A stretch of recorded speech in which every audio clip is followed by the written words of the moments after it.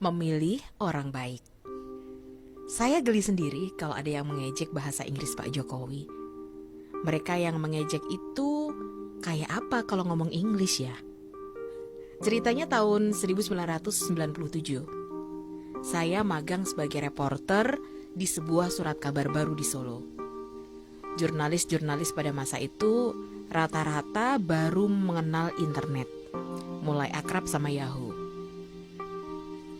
Tapi seorang narasumber bikin kami terpana karena dia sudah terbiasa menggunakan internet. Bahkan saat kami datang mau wawancara, kadang dia lagi asik chatting dengan bayarnya di Eropa. Pakai bahasa apa menurut Anda? Bahasa prokem atau bahasa alay seperti biasa digunakan untuk ejek-ejekan di medsos seperti sekarang? Tentu saja pakai English. Dia yang sampean ejek setiap waktu termasuk gaya ngomong Inggrisnya. Tahun 1997 sudah menggunakan bahasa itu untuk menghasilkan ribuan dolar.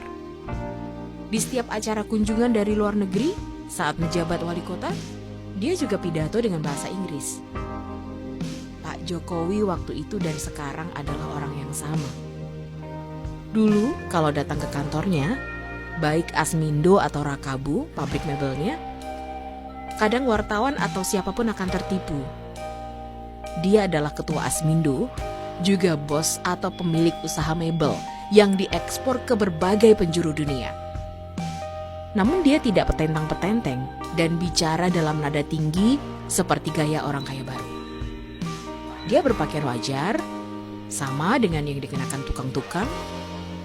Tak jarang, dia juga terjun langsung membantu tukang di pabrik miliknya.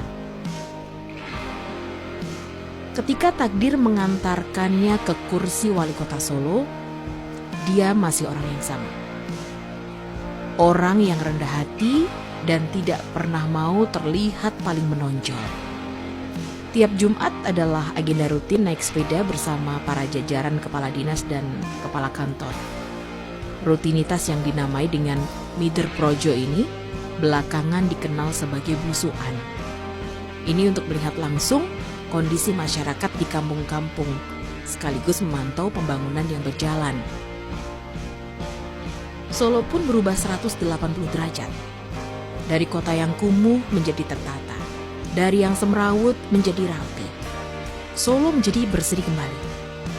Itu pula yang mengantar Pak Jokowi menjabat wali kota untuk kedua kalinya dengan perolehan suara di atas 90%. Gibran, sang anak yang pulang dari studi di luar negeri, mendirikan usaha catering. Namun satu pesan Pak Jokowi, Cili Pari Catering tidak boleh mengambil order di lingkungan Pemkot Surakarta, tempat bapaknya bekerja. Ini untuk menghindarkan dari KKN, mendorong clean governance. Gibran mesti pontang-panting cari orderan di luar. Saya masih ingat, staf marketing Gibran, Mbak Moni, pernah menemui saya. Saat itu, saya menjabat sebagai manajer lembaga pelatihan jurnalistik. Dia tahu, saya biasa menggelar acara-acara dengan melibatkan jasa catering. Dia datang menawarkan kerjasama. Aturan untuk Gibran itu rupanya tetap berlaku saat Pak Jokowi jadi gubernur DKI dan presiden RI. Hal kecil ini tentu menjadi indikator dari sekian banyak indikator lain yang menunjukkan betapa hati-hatinya seorang Jokowi mengelola negeri ini. Jokowi membuat anak-anak jauh dari dunia politik.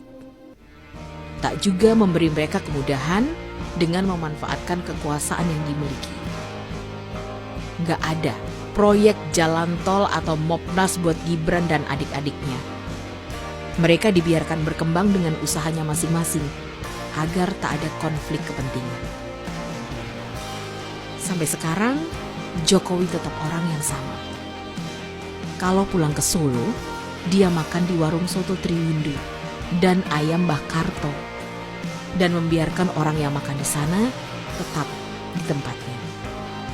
Saat mampir warung soto yang legend itu kemarin, saya mendapatkan cerita dari pemilik warung bahwa staf presiden baru memberitahu rombongan akan mampir beberapa menit sebelumnya, hingga tak ada waktu menyeting lokasi dan menyediakan menu istimewa.